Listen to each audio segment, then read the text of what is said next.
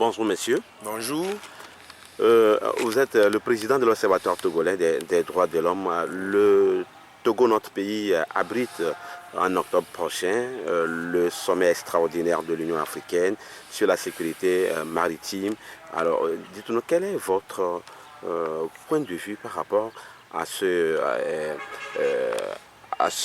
cette réunion que le Togo abrite? Oui, avant de donner mon point de vue, je voudrais vous rappeler que je suis directeur de l'ONG ACDEP, qui intervient aussi dans les droits humains et qui est intéressé par la sécurité maritime. Et nous collaborons avec les forces de sécurité. Le fait de la sécurité maritime est l'apanage de tous les pays côtiers. Donc le Togo a raison de pouvoir s'inscrire dans l'organisation d'un sommet sur la sécurité maritime. Maintenant, moi personnellement, en tant qu'individu, pas en tant que directeur de service intervenant dans le domaine de la sécurité et de la protection des citoyens, je trouve que les fonds qui seront alloués à cette organisation, je ne sais pas pourquoi est-ce qu'on peut gaspiller ces fonds, à moins que ce soit des fonds qui seront recouvrés et qui seront reversés au trésor public. Je trouve qu'on n'a pas intérêt parce qu'on a faim, les fonctionnaires demandent des revendications, le peuple a faim, le plateau technique sur le plan santé est pratiquement inexistant, les forces de l'ordre et de sécurité manquent de moyens, et les enseignants manquent de moyens, les infirmiers manquent de moyens, et sur les routes, vraiment, c'est vrai, il y a des efforts qui sont faits, il faut louer les efforts du chef de l'État, mais il y a beaucoup qui reste à être fait, les immeubles, les ministères ne sont pas dans l'état où ça doit être, les fonctionnements inexistants, les matériaux inexistants. Vraiment, ces moyens que nous allouons à cela, je trouve qu'il doit falloir les allouer.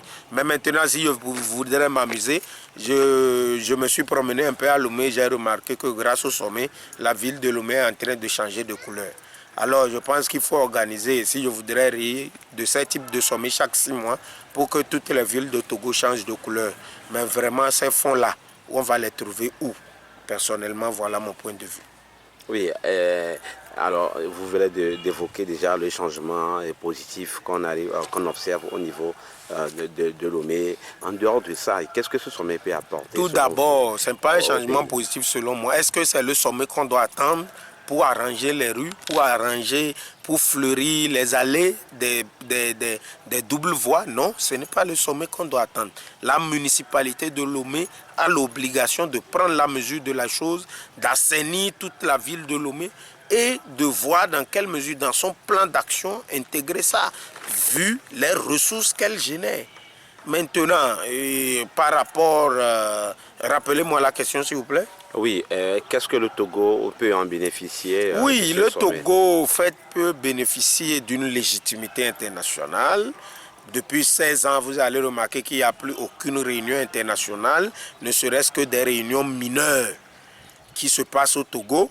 Et cette réunion internationale va rehausser l'éclat du Togo et va permettre aux partenaires internationaux, aux bailleurs de fonds, de venir investir dans le pays parce que le pays va paraître comme un pays sûr. Ce qui va faire que les financements, maintenant, ces financements, est-ce qu'il y aura un réagissement direct sur la population? Ça, je ne sais. Mais directement, les autorités, le gouvernement, l'État va obtenir quand même un quitus pour pouvoir avoir accès à un certain nombre de sphères auxquelles il n'avait pas accès. Ça, c'est sûr. Mais le peuple que nous, en tant que société civile, nous défendons, au nom duquel nous nous réclamons, non pas en tant qu'acteurs politiques, mais acteurs de la société civile, où nous nous battons pour que les gens ont un grain dans leur assiette. Quelle est leur retombée? Moi-même, je me pose cette question comme vous me la posez et je n'ai pas encore de solution. Les participants, à l'issue de ce sommet, vont adopter une charte, ce qui permettra de lutter contre la piraterie maritime. Alors, quel message vous avez à l'endroit de ceux qui vont vraiment adopter cette charte-là? Non, si c'est aujourd'hui que les gens se réveillent pour constater qu'il y a piraterie maritime, moi je dis que c'est du théâtre. Il y avait piraterie maritime depuis.